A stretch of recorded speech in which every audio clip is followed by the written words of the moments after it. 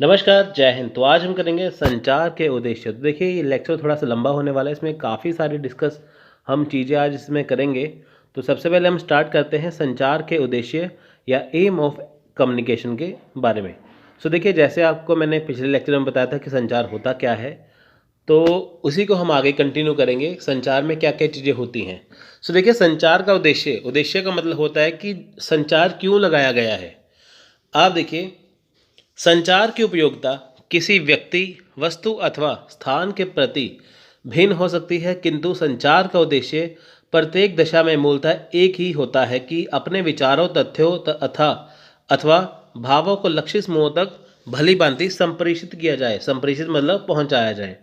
अब देखिए, ये कहते हैं कि संचार की जो उपयोगिता है वो किसी व्यक्ति के लिए, वस्तु के लिए, स्थान के प्रति भिन्न हो सकती है। देखिए, होता क्या है, मान लीजिए आपको सिंपल गपशप करनी है अब दोस्तों के साथ, तो आप उसे फ़ोन कर सकते हैं। लेकिन अगर आपको कोई काम की बात करनी है तब भी आप वो कर सकते हैं। इसमें क्या है कि अगर कोई व्यक्ति है, कोई वस्तु है या स्थान है, उसके प्रति भिन्न हो सकती है संचार की उपयोगिता। आपको अगर ज़रूरी बात करनी है तब भी आप बात कर सकते हैं कम्युनिकेशन का सहारा लेके।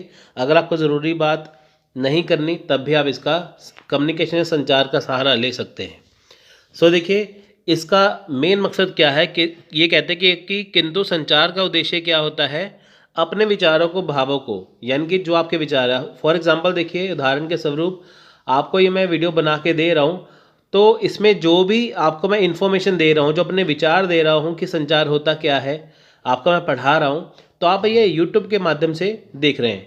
तो देखिए, जो मेरे मन के विचार हैं, जो आपको मैं पढ़ा रहा हूँ, तो आप उसे देख रहे हैं किसके ज़रिए, संचार के ज़रिए। तो आप घर बैठे बैठे ये वीडियो आसानी से देख सकते हैं और आसानी से एग्ज़ाम क्वालिफाई कर सकते हैं। तो ये किससे पॉसिबल है, संचार से।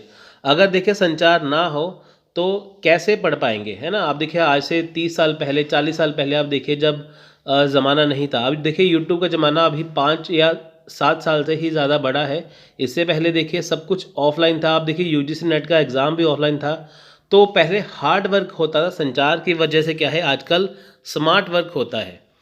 तो देखिए, शिक्षण में संचार के उद्देश्य को निम्न प्रकार से समझा जा सकता है।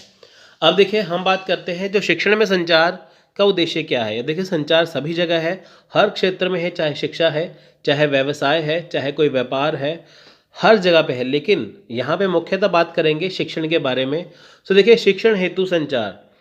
तो देखिए, टीचिंग कम्युनिकेशन, शिक्षण को सफल बनाने हेतु शिक्षक को इस तथ्य पर विशेष ध्यान देना चाहिए कि वह जिन तथ्यों व सूचनाओं को कक्षा में बता रहा है वह पाठ्यक्रम के अनुसार है, विद्यार्थी की जानकारी के स्तर को बढ़ाने का कार्य करेंगे और परिणाम स्वरूप विद्यार्थियों के ज्ञान की वृद्धि होनी निश्चित है।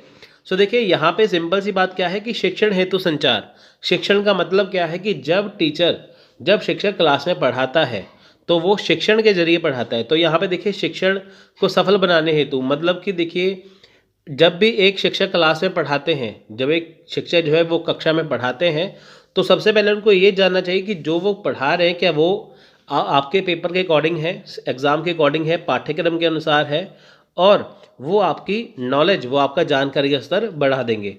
उदाहरण के स्वरूप देखिए, अगर आपको मैं ये वीडियो पढ़ा रहा हूँ संचार, ये आपका यूनिट नंबर 4 है, कम्युनिकेशन यानी कि संचार, जो आपका यूजीसी नेट पेपर 1 का सिलेबस के अंदर है ना। तो देखिए, ये सब कुछ आपको मैं जो पढ़ा रहा हूँ वो आपके बिल्कुल पाठ्यक्रम यानी कि बिल्कुल आपके सिलेबस के अनुसार है। तो इससे क्या है, मान लीजिए आपने संचार पहले पढ़ा होगा, अगर आप ये वीडियो देख रहे हैं, अगर आप ये वीडियो देखेंगे पूरा, तो इसमें आपको बहुत सारी चीज़ें नई सीखने को मिलेंगी। तो इससे क्या हुआ, आपका जो जानकारी का जो स्तर है वो काफ़ी बढ़ गया, तो आपके ज्ञान में क्या हुई, वृद्धि हो गई। तो ये होता है शिक्षण हेतु संचार यानी कि टीचिंग कम्युनिकेशन। नेक्स्ट है देखिए, संचार को जीवंत और प्रभावशाली बनाने हेतु यानी कि to make communication lively and effective. अब देखिए, संचार को जीवंत बनाना और प्रभावशाली बनाना। अब देखिए, अगर हम शिक्षण में संचार का इस्तेमाल करते हैं तो क्यों करते हैं। देखिए, संचार के द्वारा विद्यार्थियों की समझ एवं सीखने की प्रक्रिया को सरल तथा सुगम बनाने हेतु सूचनाओं का उचित प्रकार से संप्रेषण एवं विद्यार्थियों को समयानुकूल ज्ञान अर्जन एवं सामाजिक सामंजस्यता बनाने हेतु प्रेरित करना। अब देखिए, संचार के द्वारा क्या है, विद्यार्थियों की समझ एवं सीखने की प्रक्रिया को सरल बनाना। अब देखिए मान लीजिए आप बुक पढ़ते हैं, मान लीजिए आपने पेपर 1 के लिए बुक ले ली, तो अगर आपने बुक पढ़ा, आपको मुश्किल लगा, आपके पास कोई चारा नहीं है, तो उसी को देखिए अगर आप यूट्यूब पे सर्च करेंगे सेम टॉपिक को, तो आपको उस टॉपिक के रिगार्डिंग देखिए बहुत सारी वीडियोस मिल जाएंगी जिसमें आसान भाषा में आपको वो समझाया होगा। तो इससे क्या हुआ कि जो आपने जो पढ़ा था, जो सीखा था, उस प्रक्रिया को सरल बना दिया, सुगम बना दिया। ये किसकी वजह से हुआ? ये संचार की वजह से हुआ है ना। जब भी आप देखिए कोई चीज़ सर्च करते हैं, मान लीजिए आपको लैंग्वेज मुश्किल लगती है, आप गूगल पे सर्च करते हैं, यूट्यूब पे सर्च करते हैं, आपको बहुत सारी चीज़ें वहाँ पे सीखने को मिलती हैं। इससे क्या है, आपको देखिए इससे संचार के द्वारा क्या है, जीवंत और प्रभावशाली बनता है ना। तो देखिए शिक्षण क्या हुआ, इससे प्रभावशाली बनेगा, तो इससे आपकी जो सारी जो समस्याएं हैं वो दूर हो जाएंगी। अब देखिए छोटे बच्चों की क्लासेस भी आजकल ऑनलाइन होती है। आप देखिए आजकल सारी क्लासेस ऑनलाइन स्टार्ट हो चुकी हैं तकरीबन।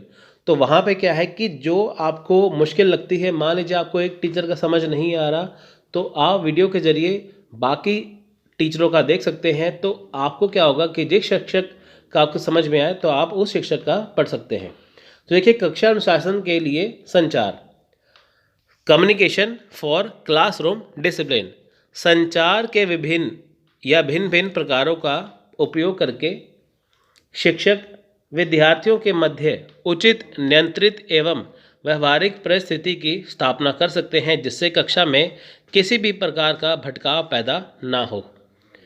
तो देखिए यहाँ पे क्या है, कक्षा अनुशासन के लिए संचार। अब देखिए कक्षा में अनुशासन लाना बहुत ज़रूरी है।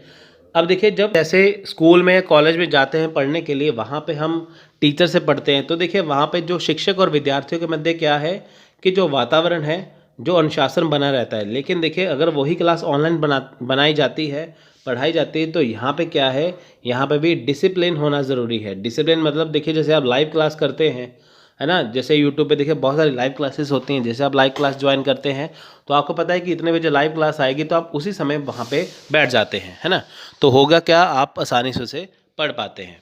सो देखिए शिक्षक और विद्यार्थियों का बेहतर सामंजस्य और देखिए better coordination between teacher and student. देखिए संचार कौशल के द्वारा विद्यार्थियों में औपचारिक तथा अनौपचारिक चर्चाओं के द्वारा शिक्षण के साथ साथ कक्षा में विद्यार्थियों पर नियंत्रण भी किया जा सकता है। इस प्रकार नियंत्रित अवस्था विद्यार्थियों एवं शिक्षक के मध्य सामंजस्य एवं सीखने एवं सिखाने की क्षमता को बढ़ाती है। अब देखिए क्या है, अगर देखिए मान लीजिए कि क्लास में जो टीचर है, जो स्टूडेंट है, इनकी शिक्षक और विद्यार्थी है, अगर देखिए दोनों में आपस में क्या है, तालमेल अच्छा होगा, सामंजस्य अच्छा होगा, तो शिक्षक को पढ़ाने में मज़ा आएगा और स्टूडेंट को पढ़ने में मज़ा आएगा। यानी कि शिक्षक को पढ़ाने में अच्छा लगेगा और विद्यार्थी को पढ़ने में अच्छा लगेगा, है ना। तो उससे क्या है कि शिक्षक के द्वारा पढ़ाई गई हर बात को विद्यार्थी याद रखेगा, जो उसके एग्ज़ाम में काम आएगा। तो इससे क्या है, एक अच्छा कोऑर्डिनेशन बनता है। सो देखिए नेक्स्ट है सामाजिक एवं आर्थिक विषयों का संवर्धन, यानी कि promotion of social and economic subject. अब देखिए बेहतर संचार कौशल द्वारा शिक्षक को अपने संबंधित विषयों को सामाजिक तथा आर्थिक व्यवस्था के अंतर्गत आपस में संबंध स्थापित करने में उसमें सुगमता होती है, जिससे वह जो विषय पढ़ाता है उसको जोड़ने की कला का विकास होता है। अब देखिए यहाँ पे क्या है, सामाजिक आर्थिक विषयों का संवर्धन में देखिए बहुत सारी चीज़ें हैं। जैसे देखिए मान लीजिए आप संचार के माध्यम से पढ़ते हैं। अब देखिए मान लीजिए आप लाइव क्लास ले रहे हैं कहीं पे, है ना, ऑनलाइन क्लासेस ले रहे हैं, तो वहाँ पे क्या है कि देखिए जब आपको सामाजिक और आर्थिक विषय, आर्थिक व्यवस्था के अंतर्गत जो आपको विषय पढ़ाए जाते हैं, वो आपसे कनेक्ट करते हैं, वो आपसे जुड़ते हैं। अब देखिए हमारे समाज में क्या हो रहा है, हमारी आर्थिक स्थिति कैसी है, आर्थिक व्यवस्था कैसी है देश की, जब आपको वो पढ़ाई जाती है तो वो बात आपको जल्दी से समझ आती है। क्यों? क्योंकि आप उसके द्वारा घिरे हैं। क्योंकि देखिए जब आपको वो चीज़ आपसे कनेक्ट करके बताई जाती है, तो आप उसे जल्दी समझ पाते हैं। तो ये किससे पॉसिबल है? संचार से। इसलिए देखिए यहाँ पे होना ज़रूरी है। सामाजिक एवं सांस्कृतिक एकता, सोशल एंड कल्चरल यूनिटी। सामाजिक एवं सांस्कृतिक एकता के लिए विभिन्न ऐतिहासिक घटनाओं को वर्तमान में घट रही घटनाओं के साथ जोड़कर उसे परिभाषित किया जाता है, जिससे राष्ट्रीय एकीकरण को बल मिलता है और व्यक्ति में स्वतः ही भावनात्मक लगाव जुड़ाव पैदा होता है। और इसी से सहनशीलता और सहिष्णुता का विकास होता है। अब देखिए सामाजिक सांस्कृतिक एकता पैदा होना, ये कैसे है? आप देखिए होता क्या है कि जो इतिहास की जो घटनाएं हो चुकी हैं और वही घटनाएं देखिए वर्तमान में घट रही हैं, उसमें क्या है कि जो घटनाएं बीत चुकी हैं, जो घटनाएं घट रही हैं, आपस में उसे जोड़कर परिभाषित किया जाता है, जिससे क्या है राष्ट्रीय एकीकरण को बल मिलता है और इससे ही आप भावनात्मक तौर पर जुड़ते हैं, है ना। जब भी देखिए भारत और कश्मीर के बारे में जब भी बात आती है ना, आप देखते हैं 1947 में 1947 से दूरियां बढ़ चुकी हैं। अब भी देखिए तो थोड़ी देर के लिए देखिए आप में देशभक्ति जाग जाती है, तो इससे क्या है आपका देश के साथ भावात्मक क्या है लगाव हुआ है। तो इससे क्या है, इससे आपका जो जुड़ाव हुआ है, तो इससे सामाजिक सांस्कृतिक एकता आपकी बनी होती है। सो देखिए यहाँ पे क्या है, मनोवैज्ञानिक प्रेरणात्मक मनोबल यानी कि साइकोलॉजिकल मोटिवेशनल मोरल, मानव जीवन पर सभी प्रकार की घटनाओं का सामाजिक आर्थिक प्रभाव पड़ता है। बेहतर संचार का व्यक्ति के ऊपर मनोवैज्ञानिक प्रभाव पड़ता है। यदि पूर्व की घटनाओं को चरणबद्ध तरीके से तुलनात्मक अध्ययन के साथ एक क्रमिक विकास में समझाया जाए तो इससे प्रभावशाली संचार होता है। देखिए यहाँ पे क्या है, मनोवैज्ञानिक प्रेरणात्मक मनोबल। अब देखिए यहाँ पे है क्या, आप देखिए कि जो आप चीज़ें देखते हैं वो आप समझते हैं, है ना। इससे देखिए कि जो समाज में घटनाएं होती हैं, आर्थिक घटनाएं होती हैं, उसका सीधे प्रभाव है हमारी ज़िंदगी में। तो देखिए इससे क्या है कि अगर बेहतर संचार लेके आया जाए तो उससे क्या है कि व्यक्ति के ऊपर मनोवैज्ञानिक प्रभाव पड़ेगा। इससे क्या है कि जो चीज़ें क्रमबद्ध तरीके से हो रही हैं, आप देखिए दिन भर कितनी चीज़ें होती हैं, है ना, जो पूर्व की घटनाएं हैं उससे हम जोड़ देते हैं और आज से तुलना करते हैं। हम देखते हैं कि भारत जब आज़ाद हुआ था तब अंग्रेज़ों का राज था, तो तब से लेके अब तक देखिए 4G 5G का ज़माना आने वाला है ना। 4G तो आ चुका है, 5G भी आने वाला है। तो इससे क्या है कि तुलनात्मक करके देखते हैं कि भारत पहले क्या था अब क्या है, तो इससे क्या है आपको प्रेरणा मिलती है। सो नेक्स्ट हम करेंगे संचार की प्रक्रिया यानी कि प्रोसेस ऑफ कम्युनिकेशन। अब देखिए संचार की प्रक्रिया में बहुत छोटी छोटी चीज़ें होती हैं। जैसे देखिए एक मैसेज भेजने वाला होता है, एक रिसीव करने वाला होता है, एक उसका फीडबैक होता है। अब देखिए मैसेज भेजने वालों को इंग्लिश में कहते हैं सेंडर, हिंदी में कहते हैं प्रेषक, और मैसेज रिसीव करने वालों को इंग्लिश में कहते हैं रिसीवर और हिंदी में कहते हैं प्राप्तकर्ता। मैसेज को हिंदी में कहते हैं संदेश, है ना, और फीडबैक को हिंदी में कहते हैं प्रतिपुष्टि। तो देखिए यही सारी चीज़ें हैं, नाम इनके अलग अलग हैं हिंदी और इंग्लिश में, लेकिन बातें दोनों सेम हैं। एक तरफ देखिए आपका दोस्त है, एक तरफ आप है। आपके दोस्त को आप तक कोई बात पहुंचानी है तो वो क्या करेगा कि आपको फ़ोन करेगा, तो आप बात को आसानी से समझ पाएंगे। तो एक किससे पॉसिबल हुआ, ये संचार से पॉसिबल हुआ। जो आपका टेलीफोन है वो संचार का माध्यम है। तो देखिए संचार प्रक्रिया गतिविधियों का एक क्रम है जहां भेजे गए संदेश को रिसीवर द्वारा उसके इच्छित अर्थ में समझा जाता है। यानी कि देखिए सिंपल इसका मीनिंग क्या है लाइन का, यहाँ पे कहते हैं कि जो संचार की प्रक्रिया है, पहली बात तो देखिए वो क्रम में है, क्रम में मतलब लाइन वाइज है। यहाँ पे क्या है कि जो संदेश रिसीवर को यानी कि जिस तक संदेश पहुँचाना है वहाँ तक पहुँचाया जाता है इच्छित अर्थ में, यानी कि जो आपके मन में है। मान लीजिए आपने अपने दोस्त तक कोई बात पहुंचानी है जो आपके मन में है, तो आप संचार के माध्यम से अपने दोस्त तक बात को पहुंचाते हैं। मेरा वीडियो बनाने का मकसद है कि ताकि आपको अच्छे से समझ में आए, इसलिए देखिए मैं जो कहना चाहता हूं आप वो समझें, यही मेरा उद्देश्य है। तो मैं हुआ सेंडर, आप हुए रिसीवर। उदाहरण के लिए यदि वांछित परिणाम प्राप्त होता है तो टेलीफोन के माध्यम से खरीद आदेश या बातचीत का निष्पादन पूरा हो जाएगा, अर्थात आपूर्तिकर्ता वांछित फ़ोन के कृत्यों के रूप में वांछित सामान और फ़ोन कॉल कृत्यों के रिसीवर भेजता है। देखिए ये थोड़ा सा अटपटा सा है लाइन, तो आप इसे आसानी से कर सकते हैं। यहाँ पे क्या है कि सब कुछ जो है वो आप अगर आपको कुछ देखिए कुछ भी बात कहनी है तो आप क्या करेंगे, आप टेलीफोन के माध्यम से आसानी से कर सकते हैं। संचार एक ऐसी प्रक्रिया है जो प्रेषक के संदेश के रिसीवर से जोड़ती है। एक क्रियाओं संचालन का कुछ अंतक निर्देशित परिवर्तनों की श्रृंखला की व्यवस्थित श्रृंखला है। हालांकि वास्तविक जीवन की स्थितियों में संचार प्रक्रिया जितना लगता है उससे अधिक जटिल है। तो देखें यहाँ पे क्या है, ये संचार की क्या है एक प्रक्रिया है। इसमें क्या है देखिए क्रियाएं हैं, संचालन है, कुछ अंत तक देखिए बहुत सारी व्यवस्थित श्रृंखला है। व्यवस्थित श्रृंखला मतलब देखिए अगर आप टेलीफोन करेंगे तो आपका फ़ोन में देखिए पहली बात तो जो बैलेंस होना चाहिए, है ना, अगर वही नहीं होगा तो कैसे बात करेंगे। दूसरी बात है कि नेटवर्क होना चाहिए, नेटवर्क नहीं होगा तो कैसे बात करेंगे। संचार की देखिए जो स्थिति है जैसी लगती है उससे अधिक जटिल है। इसमें तत्वों की एक श्रृंखला शामिल होती है जिसके परिणाम स्वरूप प्रेषक और रिसीवर द्वारा अर्थ साझा किया जाता है। अब देखिए वो है क्या। देखिए पहली बात सिंपल सी क्या है कि इसमें है क्या। इसमें देखिए सबसे पहले प्रेषक है जिसे हिंदी में कहते हैं सेंडर, है ना। प्रेषक को हिंदी होगी प्रेषक, इंग्लिश में होगा सेंडर। और इसे इनकोडर भी कहा जाता है। इनकोडर भी इसे कहा जाता है। इनकी मैसेज बनाने वाला सेंडर, इनकोडर या प्रेषक एक ही बात है। देखिए प्रेषक वह व्यक्ति है जो संदेश भेजता है, जनरेट करता है और भेजता है। वह संदेश के स्रोत का प्रतिनिधित्व करता है।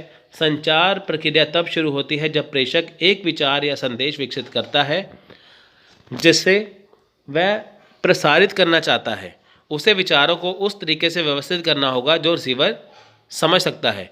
कक्षा में व्याख्यान देने वाला एक व्याख्याता संदेश भेजने वाला होता है या एक बैठक में अपनी टीम को संबोधित करने वाला प्रबंधक संदेश भेजने वाला होता है। अब देखिए यहाँ पे सिंपल सी बात क्या है कि देखिए जो प्रेषक है वो कौन है।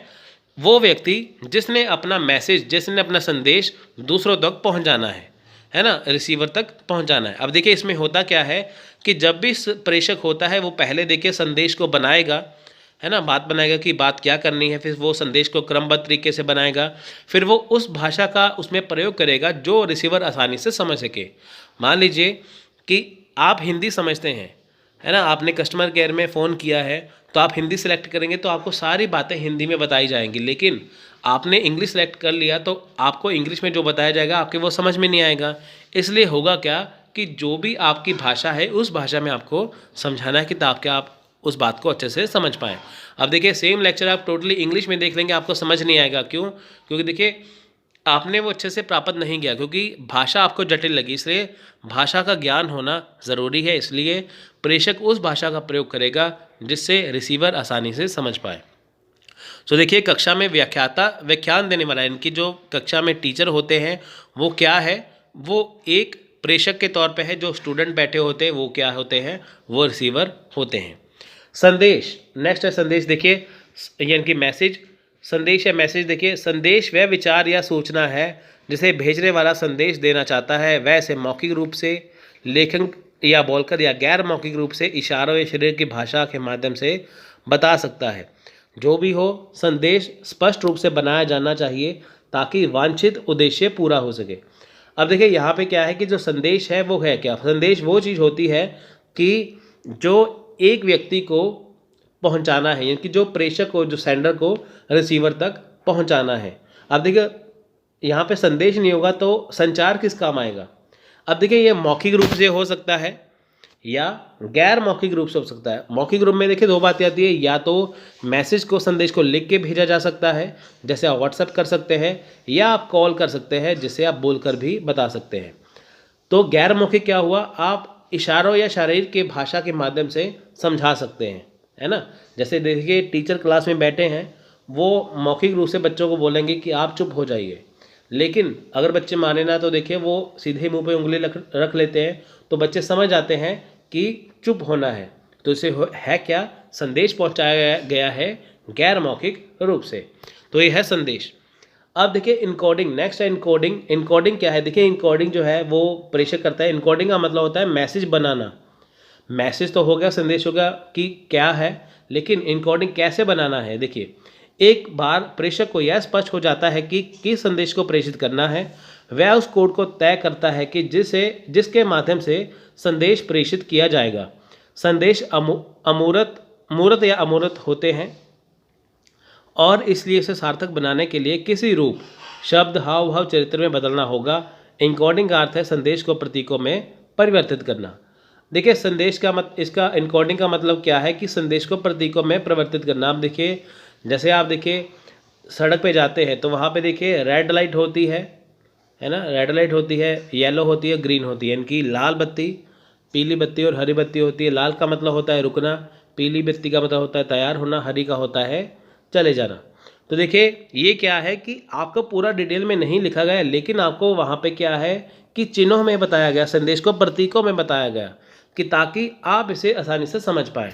तो देखिए यही होता है कि जब हम देखिए जैसे मान लीजिए हम आपको लेक्चर देते हैं तो यहाँ पे क्या है कि बहुत सारी चीज़ें हम देखिए हाईलाइट कर देते हैं। देखिए जैसे यहाँ पे जो पूरा आपको बताया जा रहा है ये एक ब्लैक कलर में है, लेकिन इसका जो हेडिंग है वो रेड कलर में है। तो इससे क्या है, आपको ये बताना कि ये इसका पार्ट है, तो ये मोस्ट इम्पॉर्टेंट है ना। तो ये चिन्हों में परिवर्तित करना, इनकोडिंग करना।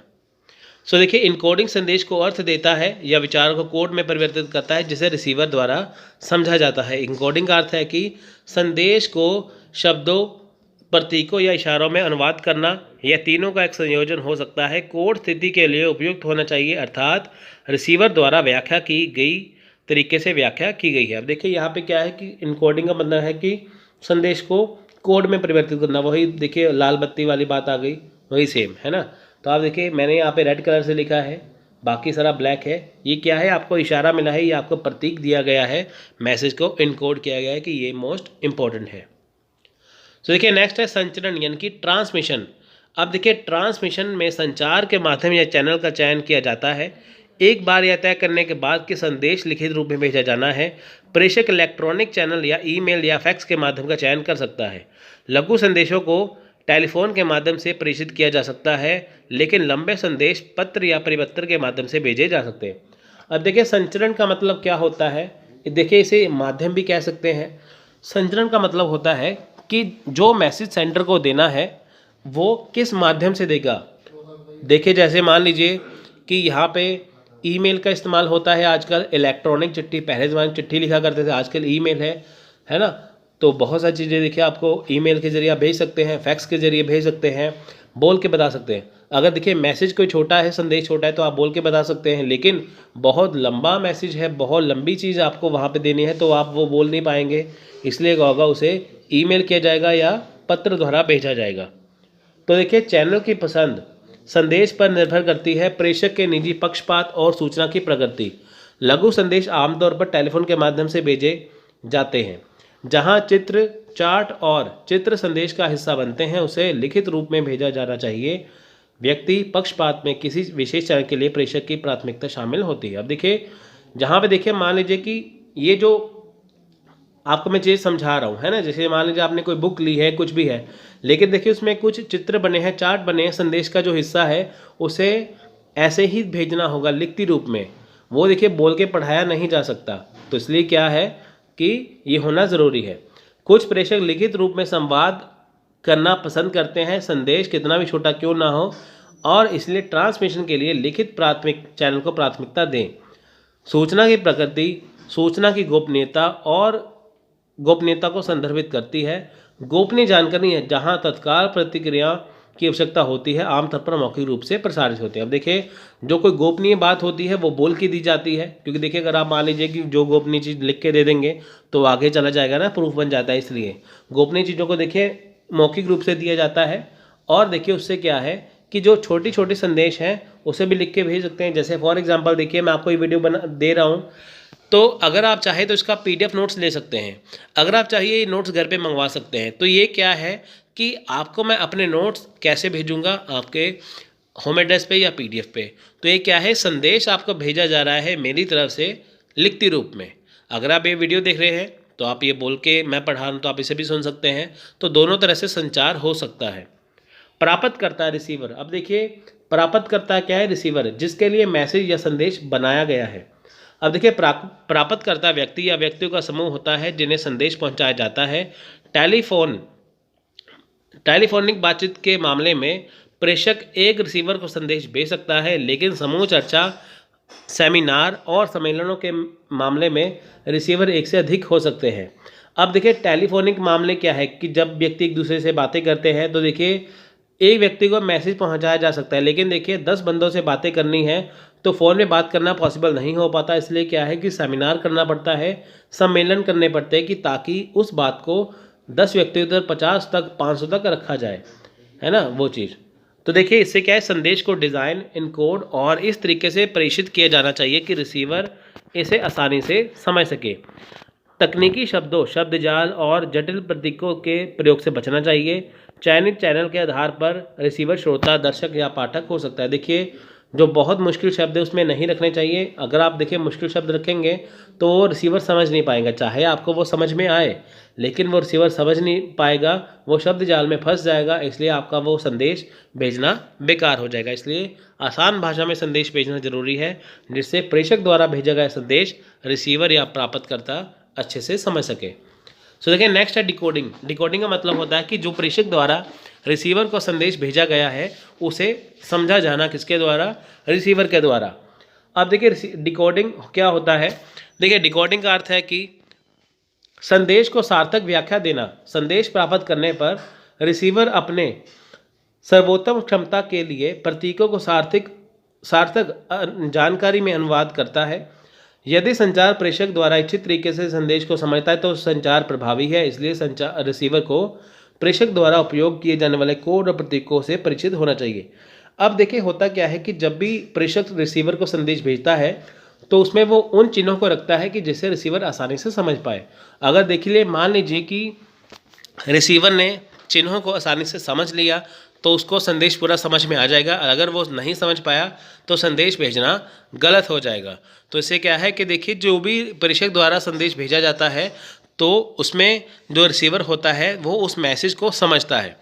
सो देखिए नेक्स्ट है शोर यानी कि नॉइज। देखिए संचार की प्रक्रिया में परेशान करने वाले कारक का प्रतिनिधित्व करता है। यह प्रभावी संचार में हस्तक्षेप करता है और संदेश की स्पष्टता को कम करता है। संदेश भेजने वाले द्वारा इरादा से अलग व्याख्या की जाती है।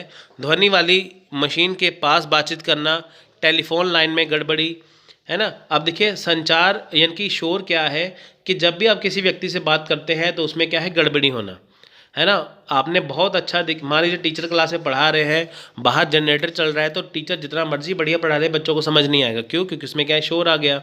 सो देखिए ध्वनि वाली मशीन यानी कि बहुत ज़्यादा मशीन आवाज़ करेगी, अगर आप उसके पास खड़े होकर बातचीत करेंगे तो ना तो आप प्रेषक की बात सुन पाएंगे ना रिसीवर की बात सुन पाएंगे, है ना। तो टेलीफोन लाइन में गड़बड़ी आ जाए, कोई नेटवर्क इशू आ जाए तो तब भी बात समझ नहीं आती। प्रेषक या रिसीवर की शारीरिक बीमारी या मानसिक परेशानी, मान लीजिए कोई व्यक्ति ऊंचा सुनता है तो आप उससे बात करेंगे तो वो आपकी आधी बात समझेगा, आधी समझेगा ही नहीं। मनोवैज्ञानिक बाधाएं, इसमें क्या है, मनोवैज्ञानिक बाधाएं जैसे विश्वास है, भय है, धारणा है। जैसे मान लीजिए आपके मन में कोई विश्वास है, भय है, आपको कितनी भी अच्छी बात बता दी जाए तो आपके मन में वो बात पहले से रहेगी। शोर के सामान्य रूप हैं जो प्रेषक द्वारा प्रेषित संदेश की गुणवत्ता को बाधित करते हैं रिसीवर को। अब देखिए रिसीवर को ये सारी बातें क्या है करती हैं, प्रभावित। अब देखिए रिसीवर बहुत इंपॉर्टेंट बात सुन रहा है, बाहर देखिए शोर मच रहा है, जनरेटर चल रहा है या कुछ भी है, तो वो प्रेषक की बात को समझ नहीं पाएगा। नेक्स्ट है प्रतिपुष्टि यानी कि फीडबैक। सो देखिए फीडबैक का, प्रतिपुष्टि का मतलब है कि जब रिसीवर ने मैसेज को रिसीव किया उसके बाद उसको समझ में आया या नहीं, ये डिसाइड करना। अब देखिए प्रतिक्रिया प्रेषक के संदेश के लिए रिसीवर की प्रतिक्रिया है। रिसीवर शब्दों, प्रतीकों या इशारों के माध्यम से प्रेषक को अपनी प्रतिक्रिया देता है। यह संचार प्रक्रिया का उत्क्रमण है जहाँ रिसीवर प्रेषक बन जाता है और प्रेषक रिसीवर बन जाता है। जब तक रिसीवर संदेश का जवाब नहीं देता संचार प्रक्रिया अधूरी है। देखिए प्रतिपुष्टि फीडबैक में क्या है, जो रिसीवर है वो प्रेषक बनता है, प्रेषक जो रिसीवर बनता है। यानी कि जब प्रेषक ने संदेश भेजा है, रिसीवर को ये बताना है कि समझ में आया कि नहीं। जब तक वो नहीं बताएगा तो संचार की प्रक्रिया अधूरी रहेगी। यदि आवश्यक हो तो प्रतिक्रिया प्रेषक को अपने संदेश को बदलने में मदद करती है। यह रिसीवर को संदेश स्पष्ट करने की अनुमति देती है और अपने आत्मविश्वास का निर्माण के लिए प्रश्न पूछता है और प्रेषक को संदेश की दक्षता जानने में सक्षम बनाता है। फीडबैक संचार प्रक्रिया को पूर्ण बनाता है। अब देखिए फॉर एग्जांपल, जैसे मान लीजिए आपने कोई वीडियो देखा, है ना, आपने मेरा वीडियो देखा, आपने फिर इसे बुक से पढ़ा, फिर आपने और वीडियो देखा, बाकी जगह भी देखिए सेम अगर पढ़ाया जाए सेम चीज़ को तो आपको लगेगा कि हाँ ये चीज़ जो है वो अच्छी है, उसका फीडबैक आपका अच्छा होगा। लेकिन पढ़ाया कुछ और है, सिलेबस में कुछ और है, तो आपको ये शक हो जाएगा कि ये चीज़ गलत है, वो चीज़ सही है ना, वो चीज़। आमने सामने के संचार में प्रेषक तुरंत प्रतिक्रिया प्राप्त कर सकता है, लेकिन लिखित संचार में प्रेषक को संदेश पर प्रतिक्रिया प्राप्त करने में समय लगता है। प्रबंधक द्वारा कर्मचारी को 6 के बजाय सप्ताह में 7 दिन काम करने के लिए भेजे गए एक लिखित नोटिस को तब तक लागू किया जा सकता है जब सभी नोटिस को पढ़कर और हस्ताक्षर किया हो। देखिए जब भी आम आमने सामने जब भी देखिए संचार होता है, तब देखिए आमने सामने बात समझ में आई कि नहीं वो उसी टाइम पता लग सकता है। लेकिन देखिए जब प्रबंधक है कर्मचारी को कहता है कि आप 6 दिन की बजाय 7 दिन काम करिए, तो ये कब तक पॉसिबल है? जब तक देखिए सभी के वहाँ पे हस्ताक्षर हों। आवश्यक होने पर अधीनस्थ नोटिस पर प्रतिक्रिया देंगे और बदलाव की सिफारिश करेंगे। अधीनस्थ द्वारा स्वीकार किए जाने पर प्रबंधक नोटिस को लागू कर सकते हैं जब तक यह आदेश ना हो, है ना। तो देखिए जब तक आदेश ना हो तब तक क्या है इसे लागू नहीं हो सकता, इसकी सिफारिश कर सकता है। तो सिंपल सी बात क्या है, जब तक आमने सामने हो तो वो प्रतिक्रिया दे सकते हैं, लेकिन घर बैठे बैठे वो कैसे कर सकते हैं ना वो चीज़।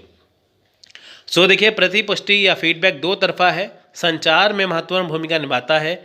एक तरफा संचार में प्रेषक बिना किसी प्रतिक्रिया के रिसीवर से संपर्क करता है, लेकिन दो तरफा में क्या है कि रिसीवर प्रेषक को प्रतिक्रिया प्रदान करता है। हालांकि एक तरफा संचार कम समय लेता है और अधिक क्रमबद्ध होता है, दो तरफा संचार में प्रतिक्रिया से अधिक सटीक बनाती है। अब देखिए संचार का जो प्रतिपुष्टि है फीडबैक दो तरह से, एक है एकल यानी कि संदेश भेज दिया प्रेषक ने लेकिन जवाब नहीं आया, दूसरी तरफ एक तरफ रिसीवर है, दूसरी तरफ सेंडर है यानी कि प्रेषक है और प्राप्त करता है, उन्होंने आपस में बातचीत की है और उन्होंने आपस में क्या फीडबैक दिया, तो इससे क्या है वो प्रभावी बनता है। तो सिंपल सी बात क्या है कि दो तरफा कौन सा होता है कि जहाँ एक तरफ रिसीवर है, एक तरफ प्रेषक है, एक तरफ संदेश भेजने वाला, दूसरी तरफ संदेश प्राप्त करने वाला। तो इससे क्या है, इससे होता क्या है कि ये अधिक प्रभावी बनता है। तो फीडबैक में यही है कि जब भी जो संचार के मामले में जब भी एक प्रेषक है उसका संचार तभी सफल माना जाएगा जब रिसीवर या प्राप्तकर्ता संदेश को अच्छे से समझ पाएगा, अपनी प्रतिक्रिया दे पाएगा। तो ये है, जैसे मैं आपको मान लीजिए कि आपको मैं वीडियो समझा रहा हूँ, तो मेरा ये मतलब होगा समझाने का कि मैं आपको ऐसे शब्द समझाऊं जो आपको समझ में जल्दी से आ जाए।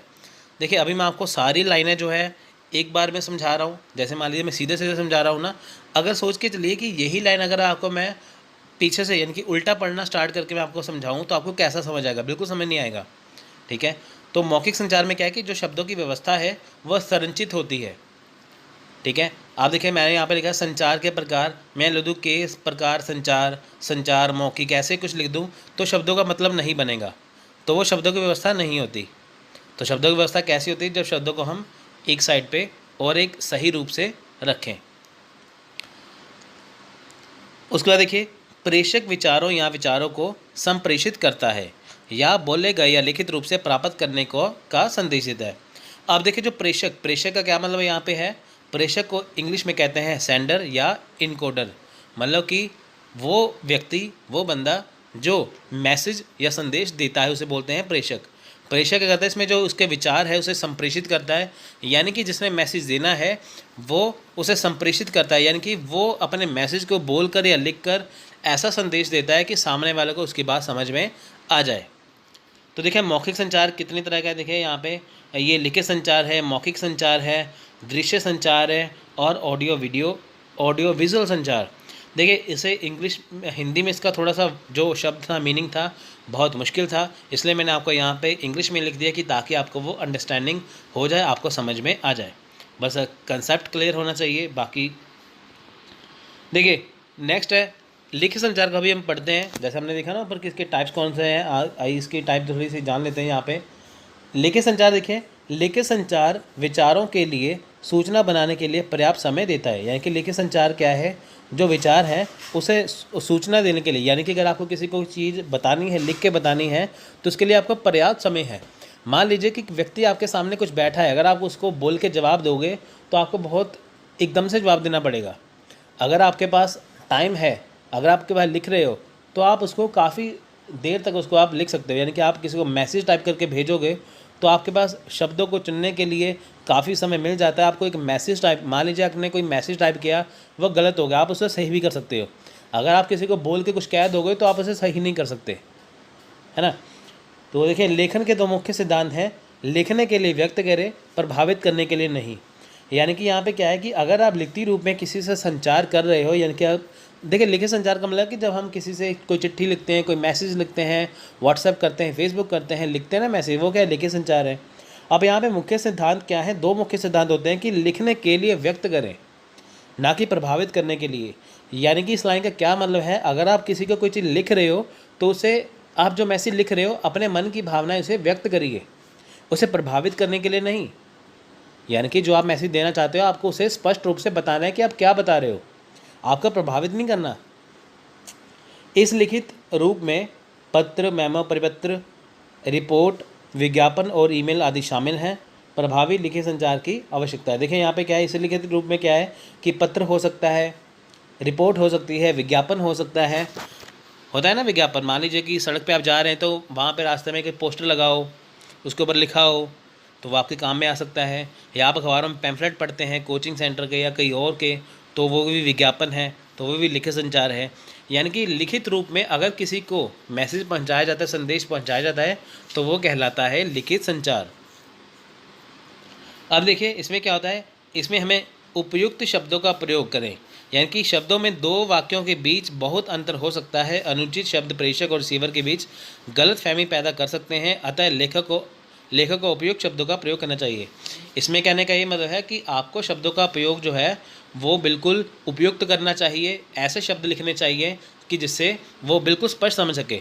यहाँ पे लिखा है एक बात, प्रेषक और रिसीवर। यहाँ पे देखिए, मान लीजिए कि कोई, आप देखिए मैं आपको बताता हूँ कि मान लीजिए कि आप किसी को मैसेज दे रहे हो, संदेश दे रहे हो, आप अपने शब्दों का वैसा प्रयोग करें कि उसको, जो मैसेज रिसीव करने वाला आपका दोस्त है या कोई भी है, वो उसे आसानी से समझ ले। अगर आप ऐसे शब्दों का इस्तेमाल करोगे जो कन्फ्यूज़न पैदा कर दें, तो आपके दोनों के बीच में गलतफहमी पैदा हो जाएगी, जिससे आपका जो मैसेज है वो सही ढंग से पहुंच नहीं पाएगा। तो बिल्कुल उपयुक्त शब्दों का इस्तेमाल करना है कि ताकि वो आसानी से समझ सके। विचारों की स्पष्टता का अर्थ है कि एक संदेश को थोड़े प्रयास से समझ जाना चाहिए। लिखित में छोटे, आसान और प्रभावी शब्दों और पैराग्राफ का प्रयोग होना चाहिए। यानी कि विचारों की स्पष्टता से क्या है कि जो स्पष्टता है उसका जो अर्थ, विचारों की स्पष्टता आशय ये है कि आप जो अपना, देखिए कि जो संदेश दे रहे हैं उसको, जो आपके विचार हैं आपके मन में जो आप व्यक्त कर रहे हो वो बिल्कुल स्पष्ट होने चाहिए।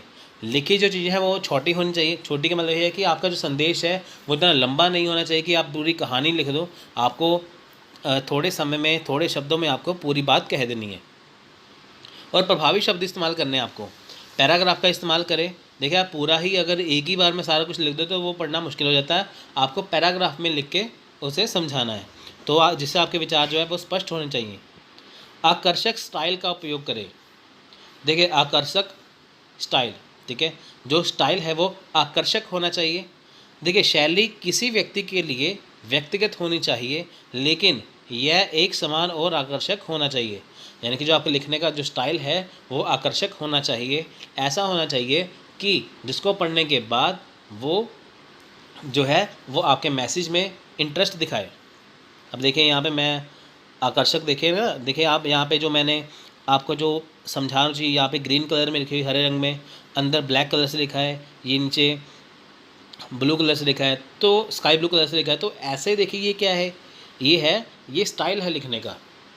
कुछ शब्द आपको लिखना बोल्ड, थोड़े से मोटे हो जाएंगे बोल्ड में, है ना, कुछ पतले हो जाएंगे, कुछ बड़े हो जाएंगे। वो लिखने का स्टाइल है जिससे आपका जो मैसेज है वो आसान हो सके।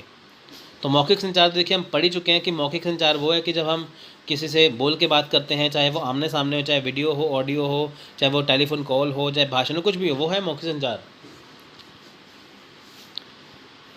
देखिए यहाँ पे क्वेश्चन करते हैं मौखिक संचार के।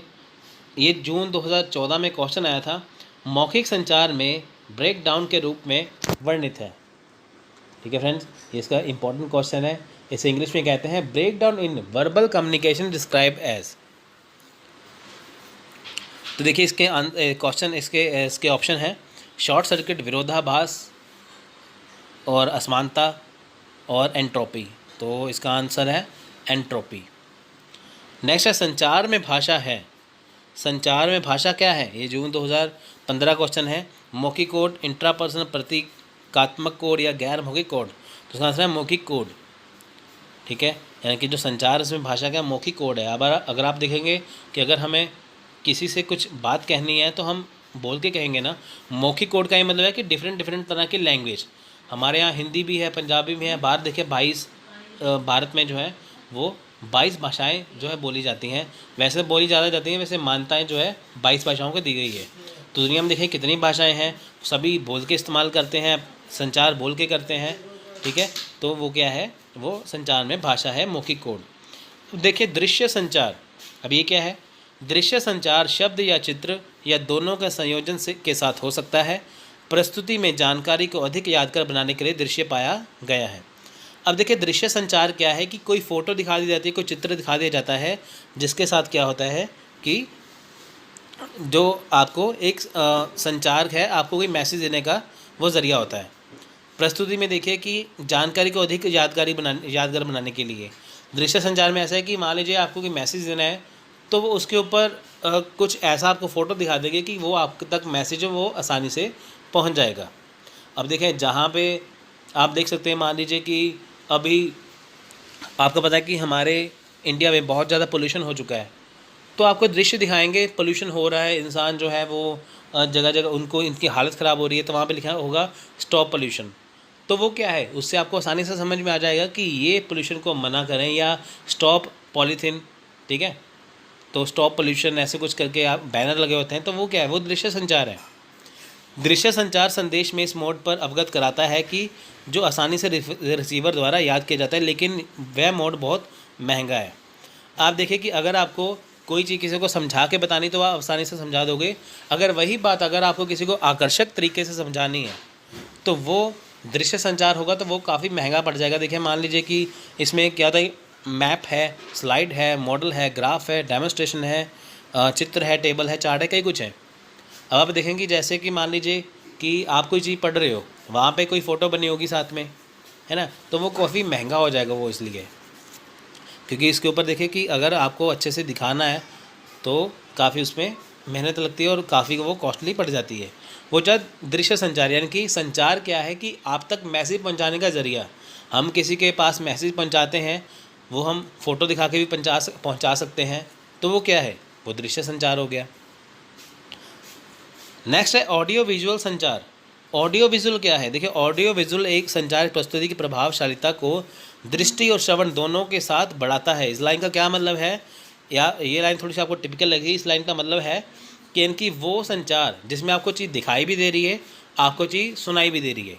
जब हम देखिए कि कोई मूवी देखते हैं, कोई फिल्म देखते हैं, तो उसमें आपको चीज़ सुनाई भी दे रही होती है और दिखाई भी दे रही होती है, वो क्या है, वो ऑडियो विजुअल संचार है। अगर आप मान लीजिए कि कोई ऐसी मूवी देख रहे हैं जो देशभक्ति के ऊपर आधारित हो, भगत सिंह के ऊपर आधारित हो, महात्मा गांधी के ऊपर आधारित हो, कोई कैरेक्टर प्ले कर रहा है, अंग्रेज़ों के टाइम के ऊपर कोई फिल्म हो, झांसी की रानी की, ऐसे देखिए आपको उसमें चीज़ें दिखाई भी देंगी, सुनाई भी देंगी, तो आपको मैसेज पहुंचेगा इसके ऊपर कि अंग्रेज़ों ने कैसे राज किया था, कैसे कैसे करके, है ना। अब मान लीजिए कि राजा अशोक के बारे में बताना हो तो आप तो पढ़ोगे, अगर आपको वही चीज़ आपको वो करके दिखानी हो, वो आपको क्या करेंगे, एक मूवी बना के दिखा देंगे, तो इससे आपको वो चीज़ आसानी से समझ भी आ जाएगी और आप उसे आसानी से देख भी पाओगे। वो संचार का ज़रिया है। ऑडियो विजुअल कम्युनिकेशन का अर्थ है कि वर्तमान प्रस्तुति के साथ चित्र या ग्राफ प्रस्तुत करना। ऑडियो विजुअल कम्युनिकेशन स्पीकर के मुख्य संदेश से दर्शकों के ध्यान आकर्षित करने में मदद करता है। यह लाभ देता है कि संदेश को लंबे समय तक याद रखा जाता है, लेकिन यह बहुत महंगी प्रकृति है। आप देखिए कि अगर आपको किसी फ्रीडम फाइटर यानी कि किसी क्रांतिकारी के ऊपर जीवनी बना के, अगर आपको कोई मूवी बना के, मान लीजिए भगत सिंह के ऊपर कोई मूवी बना के आपको दिखाई जाए, आप वही चीज़ अगर किसी बुक में पढ़ेंगे तो उसमें कोई पैसे नहीं लगेंगे। अगर आपको वही चीज़, सारे वही सीन जो अंग्रेज़ों के टाइम क्रिएट करके दिखाए जाएं, तो आप उसे आसानी से समझ पाओगे, क्योंकि ऐसा माना जाता है कि आप जो चीज़ देखते हो वो आपको ज़्यादा समझ में आती है, ज़्यादा लंबे समय तक आपको वो याद रह जाती है। देखिए जैसे टेलीविज़न है, वीडियो, केबल, सिनेमा, मल्टीमीडिया के साथ इंटरनेट, वीडियो कॉन्फ्रेंसिंग। आप देखिए कि मान लीजिए आप अखबार में कोई न्यूज़ पढ़ते हैं तो आपको वो इतना याद नहीं रहेगा कि अगर आप वैसे ही न्यूज़ की अगर आप कोई यूट्यूब पे वीडियो देख लो तो वो आपको वो आसानी से याद हो जाएगी। तो ये सारे क्या है, ये ऑडियो विजुअल संचार है। अब देखिए इसी के साथ एक क्वेश्चन कर लेते हैं, वीडियो कॉन्फ्रेंसिंग को निम्न प्रकार के संचारों में से एक के रूप में वर्गीकृत किया जा सकता है। ये जून 2012 का क्वेश्चन था। यानी कि जो वीडियो कॉन्फ्रेंसिंग है, जो नीचे जो प्रकार के विचार दिए गए हैं उन्हें कैसे वर्गीकृत किया जा सकता है, तो इसका आंसर है देखिए ऑडियो विजुअल दो तरीके से। यानी कि जो वीडियो कॉन्फ्रेंसिंग है अगर हमें वो करनी है तो उसमें ऑडियो विजुअल दोनों ही तरीके हों तो वो अच्छे तरीके से हो पाएंगे। अब हम बात करेंगे गैर मौखिक संरचना, यानी कि नॉन वर्बल कम्युनिकेशन। मौखिक संरचना मौखिक संचार था वर्बल कम्युनिकेशन, गैर मौखिक यानी कि ये है नॉन वर्बल कम्युनिकेशन। देखिए अशाब्दिक संचार संचार का एक आदिम रूप है जिसमें शब्दों का उपयोग शामिल नहीं है। यानी कि नॉन वर्बल कम्युनिकेशन कौन सा कम्युनिकेशन है? नॉन वर्बल कम्युनिकेशन या गैर मौखिक संचार एक ऐसा संचार का माध्यम है जिसमें शब्दों का इस्तेमाल नहीं किया जाता। इसमें क्या है, इसमें बॉडी लैंग्वेज यानी कि आपका जो शारीरिक भाषा है आपको बिना शब्दों के वो बतानी है। यानी कि ऐसा संचार जिसमें कोई भी शब्द नहीं है। देखिए गैर मौखिक संचार संदेशहीन संदेश भेज रहा है या प्राप्त कर रहा है। यानी कि गैर मौखिक संचार क्या है कि एक ऐसा संदेश जिसमें बिल्कुल भी शब्दों का इस्तेमाल नहीं है। गैर मौखिक संचार का उपयोग इशारों, मुद्राओं, चेहरे की अभिव्यक्ति, संकेत, भावनाओं आदि को संदेश के लिए किया जाता है। अब देखिए गैर मौखिक संचार क्या है, मान लीजिए कि आप देखिए मान लीजिए कि जो CBI है, पुलिस वाले हैं, अगर कोई घटना हो जाए, कोई ऐसा इंसिडेंट हो जाए तो उनको जो सुराग जो संकेत मिलते हैं वो उससे केस सॉल्व कर देते हैं। वो क्या है? वो गैर मौखिक संचार है, कड़ी से कड़ी जोड़ना। तो सिंपल सा आपको मैं यहाँ पे मीनिंग बताता हूँ कि मौखिक संचार में जहाँ पे आप बोल के या लिख कर शब्दों को प्रकट कर रहे थे, तो यहाँ पे क्या है कि आपको कहीं पे भी शब्दों का इस्तेमाल नहीं करना, आपको इशारे से बात समझानी है। मान लीजिए क्लास में टीचर या जो शिक्षक है क्लास में पढ़ा रहा है, उसको पढ़ाने के बाद जब वह बच्चे से पूछता है कि बताइए आपको समझ में आया कि नहीं, अगर वो बोल के बताएं कि हाँ या ना, तो वो कौन सा होगा? वो होगा वर्बल कम्युनिकेशन यानी कि मौखिक संचार। अगर वो अपना सर हिला दे हाँ या ना में, तो वो होगा नॉन वर्बल कम्युनिकेशन यानी कि गैर मौखिक संचार। अब देखिए गैर मौखिक संचार के क्या प्रकार हैं। देखिए यहाँ पे शारीरिक भाषा, व्यक्तिगत। शारीरिक भाषा देखिए आपकी जो बॉडी लैंग्वेज है कि आपको कैसे इशारे करने कैसे नहीं। व्यक्तिगत है समय भाषा के लिए संलग्न अर्थ, स्वर, पैरा लैंग्वेज की टोन, भौतिक पर्यावरण, भौतिक संदर्भ। तो जानते हैं पहले शारीरिक भाषा को। देखिए यह किसी भी तरह की बॉडी मूवमेंट होती है जो अलग अलग मूवमेंट या इमोशन को व्यक्त कर सकती है। देखिए शारीरिक भाषा क्या है? एक ऐसा संचार जिससे पता चल जाएगा कि सामने वाला व्यक्ति क्या कहना चाहता है। देखिए सबसे पहले है कि चेहरे का भाव, हाव भाव। आपने किसी व्यक्ति का कुछ बात कही, वो हंसने लग गया, यानी कि इससे पता चलता है कि वो व्यक्ति खुश है। आपने कुछ ऐसी बात कह दी कि उस व्यक्ति को गुस्सा आ गया, तो आपको पता चल जाएगा कि ये व्यक्ति को गुस्सा आ गया। तो ये हमारी बॉडी लैंग्वेज से ही पता चलता है कि हमारा मूड कैसा है। ठीक है, वो क्या है? चेहरे के हाव भाव से पता चलता है। तो देखिए वो थोड़ी बताएगा कि मेरे को खुशी हो रही है, गुस्सा हो रहा है, वो तो आप उसका चेहरा देख के बताएंगे ना। अगर वो बिल्कुल गुस्सा कर रहा है, उसका चेहरा लाल हो जाएगा, तो आपको पता चल जाएगा ये गुस्सा कर रहा है। तो वो क्या है? वो गैर मौखिक संचार के अंदर आएगा। दूसरा है देखिए आई मूवमेंट। यहाँ पे थोड़ा सा टाइपिंग एरर है, यहाँ पे आंखों की मूवमेंट आएगी। ठीक है, यहाँ पे आंखों की मूवमेंट आएगी, यहाँ पे गलत लिखा गया है, आंदोलन, ये गलत है। आंखों की देखिए मूवमेंट, देखिए आंखों के इशारे, उससे पता चलेगा। ठीक है, जेस्चर को देखिए कहते हैं हाथों के इशारे। एक होता है पोस्चर है आसन। ठीक है, उसके बाद देखिए सिर हिलाना, हाँ या ना में सिर हिलाते हैं ना आप। ठीक है, वो चीज़, तो ये सारी चीज़ें होती हैं। नेक्स्ट है भौतिक उपस्थिति, कोई चीज़ की भौतिक उपस्थिति हो, आपके सामने रखी गई है वो चीज़। नेक्स्ट है समीपता, इसे इंग्लिश में कहते हैं प्रॉक्सिमिक्स। समीपता देखिए इसका अर्थ है कि लोगों से स्थान और दूरी बनाए रखना। शब्द निकटता या निकटता से व्युत्पन्न, प्रॉक्सिमिक्स के लिए वहाँ अंतरंग, अंतरिक्ष, सामाजिक और सार्वजनिक संधान। देखिए यहाँ पे आप इसको कुछ नहीं है, यहाँ पे आपको सिंपल से मीनिंग बताता हूँ क्या है। देखिए यहाँ पे क्या है कि समीपता का ये है कि मान लीजिए कि जो आप देखें कि जो करीबी आपके परिवार वाले हैं या किसी जो करीबी दोस्त हैं, जो आपके दोस्त हैं, सहकर्मी हैं, ठीक है, आप उनके कितने करीब हो वो आपको अच्छे से जान लेंगे। हम कहते हैं ना यहाँ पे कि मैं तो इसको बहुत अच्छे से जानता हूँ, तो ये तो ऐसा कर ही नहीं सकता। तो वो आपको एक मैसेज देने का ही तरीका है, आप आसानी से समझ पाओगे। नेक्स्ट है समय भाषा। व्यावसायिक बैठक के लिए देर से आना, सांस्कृतिक गतिविधि के लिए और समय को इतना महत्व नहीं दिया जाता। समय भाषा क्या है? टाइम लैंग्वेज, यानी कि कोई भी व्यावसायिक बैठक है, कोई भी बिजनेस मीटिंग है, वहाँ पे देरी हो जाए। और सांस्कृतिक गतिविधि हो, यहाँ पे कोई कल्चरल एक्टिविटी चल रही हो और वहाँ पे समय को इतना महत्व नहीं दिया जाता। मान लीजिए कि आप कोई मीटिंग में जा रहे हैं, बिजनेस मीटिंग में, आप ये डिसाइड नहीं कर सकते कि आप 1 घंटे के लिए जा रहे हैं, वहाँ पे आप देरी भी हो सकती है, 3 घंटे भी लग सकते, 4 घंटे भी लग सकते हैं। जब तक आपका काम ख़त्म ना हो जाए तब तक आप वहाँ से नहीं आ सकते। कल्चरल एक्टिविटी, कोई सांस्कृतिक प्रोग्राम हो रहा हो तो वहाँ पे टाइम फिक्स नहीं होता, ऐसे करके। तो आइए इसके क्वेश्चन कर लेते हैं हम लगे हाथ। हर प्रकार का संचार इससे प्रभावित होता है। ये दिसंबर 2015 क्वेश्चन था। इसका आंसर है ऑप्शन नंबर 4, संदर्भ। कक्षा में एक संचारक का विश्वास स्तर निम्न द्वारा निर्धारित किया जाता है। इनकी कक्षा में एक संचारक का विश्वास, संचारक मतलब क्या? संचारक मतलब कि जो कम्युनिकेटर यानी कि टीचर, उसका जो विश्वास है वो कैसे निर्धारित होगा? इसका आंसर है नेत्र संपर्क का उपयोग। क्लास में अगर शिक्षक पढ़ा रहा है तो जो बच्चे पढ़ रहे हैं अगर उनका आई कांटेक्ट होगा, नेत्रों का संपर्क होगा, तभी वो अच्छे से कर पाएंगे। निम्न में से किसी कक्षा में गैर मौखिक संचार के घटकों का पता लगाएं। यानी कि किसी कक्षा में गैर मौखिक संचार, एक ऐसी क्लास जहाँ पे नॉन वर्बल मैसेज दिया जा रहा है। तो ये जुलाई 2016 का क्वेश्चन है, ठीक है। तो इसका राइट आंसर ऑप्शन नंबर 4, यानी कि चेहरे की अभिव्यक्ति, काइनेसिक्स यानी कि आपकी शारीरिक भाषा और व्यक्तिगत स्थान। यहाँ पे बताया गया था कि गैर मौखिक संचार आपको कक्षा में पता लगाना है।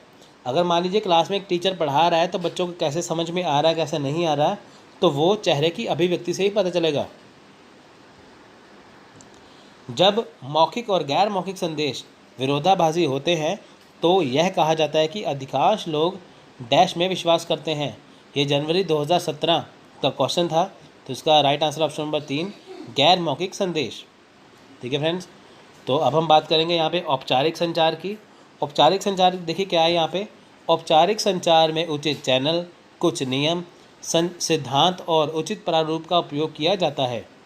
ये संचार संदेश या सूचना को केवल गर्त उचित चैनल पर पारित किया जाता है, जिसमें ज़्यादातर लिखित प्रारूप जैसे कि व्यावसायिक संगठन में ईमेल, रिपोर्ट, परिपत्र, मेमो, नोटिस आदि होते हैं। प्रबंधन द्वारा सूचित उचित न्यायिक स्तर पर एक प्रारूप संचार बनाया जाता है। देखिए आपको मैं औपचारिक और अनौपचारिक दोनों ही आपको मैं एक ही बार में समझा देता हूँ, बहुत ईजी है। देखिए होता क्या है कि औपचारिक संचार को कहते हैं फॉर्मल कम्युनिकेशन और अनौपचारिक को कहते हैं इनफॉर्मल कम्युनिकेशन। औपचारिक संचार कहाँ पे होता है कि किसी कंपनी के अंदर, किसी संगठन के अंदर, वो होता है संचार, औपचारिक संचार। यानी कि अगर किसी कंपनी ने किसी अपने एम्प्लॉय, जो उसके कर्मचारी हैं, उससे कोई बात करनी है, कोई संचार करना है, तो औपचारिक संचार होगा। यानी कि वो बिजनेस से रिलेटेड ही होगा। यानी कि ऐसा संचार जो बिजनेस से रिलेटेड हो वो कहते हैं औपचारिक संचार। ठीक है, यानी कि जो जहाँ पे काम कर रहे हैं या उस चीज़ से संबंधित हो, तो वो है औपचारिक संचार।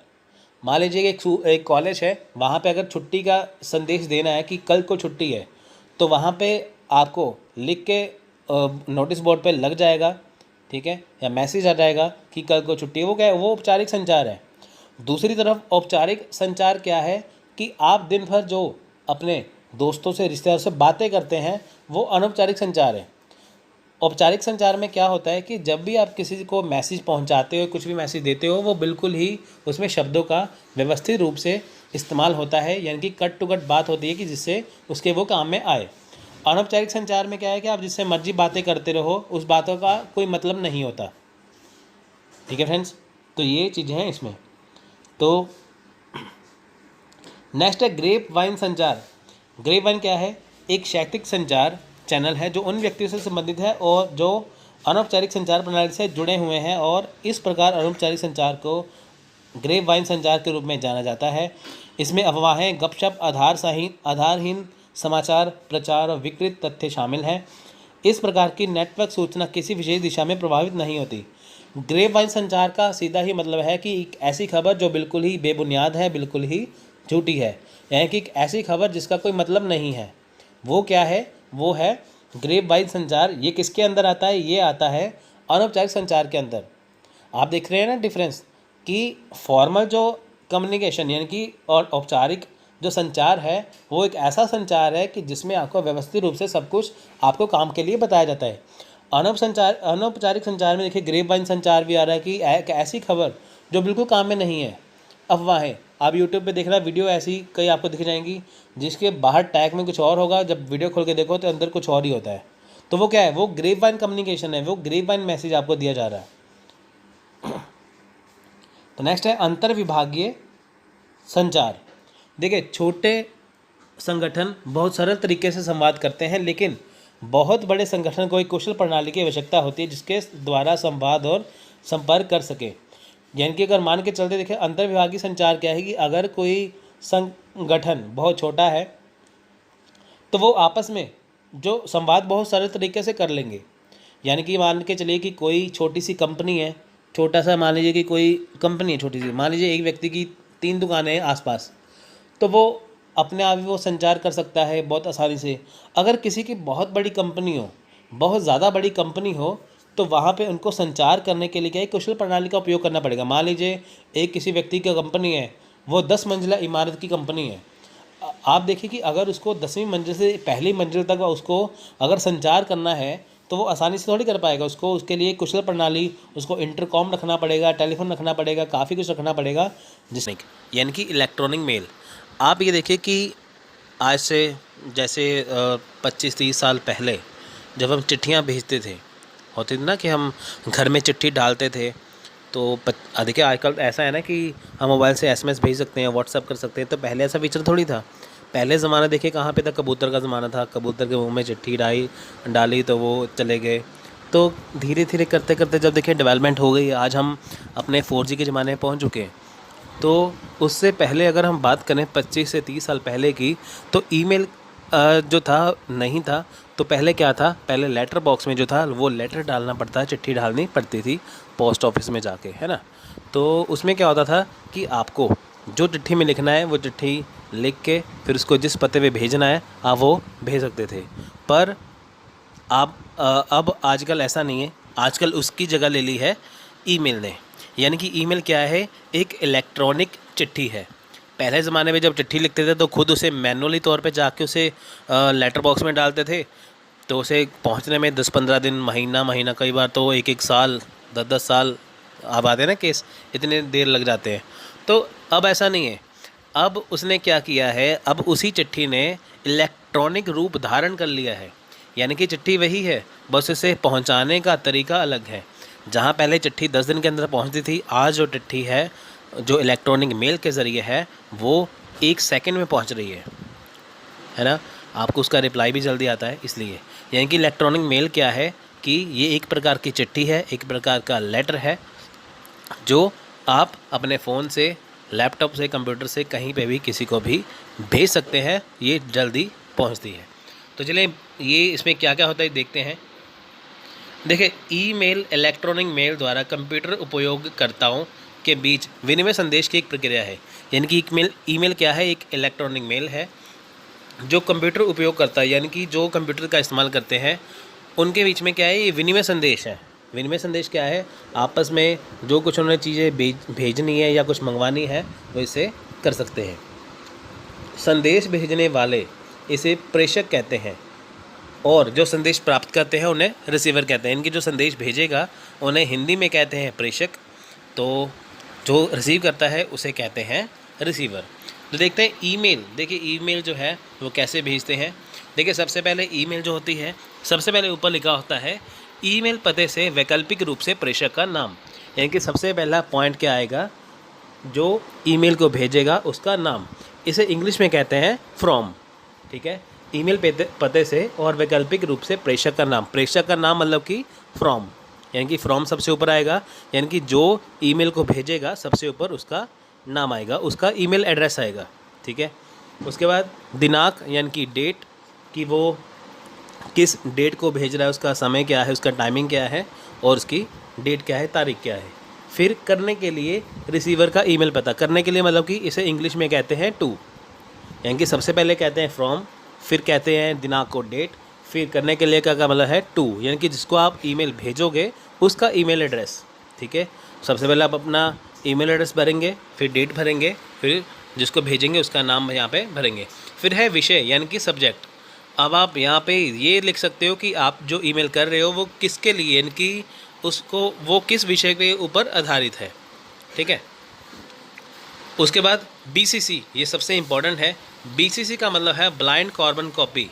ब्लाइंड कार्बन कॉपी में ब्लाइंड कार्बन कॉपी देख सकता है कि एक ही संदेश नहीं मिला। देखिए यहाँ पे क्या है, देखिए दो तरह का ऑप्शन होते हैं, BCC और CC।